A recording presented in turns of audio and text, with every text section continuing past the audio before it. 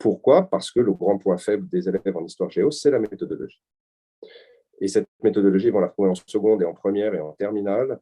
Et voilà, donc ça consiste à, ils ont une analyse de documents, deux documents avec des questions, un développement construit, et une dernière sous-épreuve qui est en gros utiliser des repères. C'est-à-dire on leur donne des cartes, il faut compléter une légende, il faut localiser, il faut nommer, il faut relier des informations dans un tableau.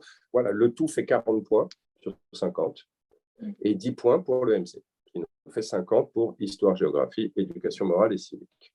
Donc l'objectif, nous, c'est de leur montrer que dès cette année, en troisième et jusqu'à la fin de leurs études, le but, ça n'est pas de réciter le cours.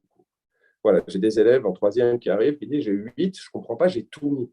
Oui, justement, on ne te demande pas de tout mettre, de tout réciter. Donc, l'objectif, c'est vraiment de mobiliser à bon escient le cours pour comprendre un document, lui donner du sens, là aussi, l'expliquer et pouvoir en déduire des informations. Tout en utilisant, et ça c'est une consigne qui les prépare aussi au grand oral, en utilisant le lexique approprié de la géographie, de l'histoire, être précis.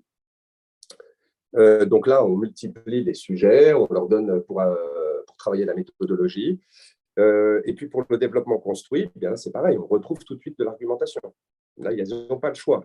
C'est un développement construit, entre 20 et 30 lignes, où là aussi, on leur demande de rédiger des paragraphes, de structurer des idées, de travailler les liens entre les paragraphes, de les hiérarchiser, des intros, des conclusions.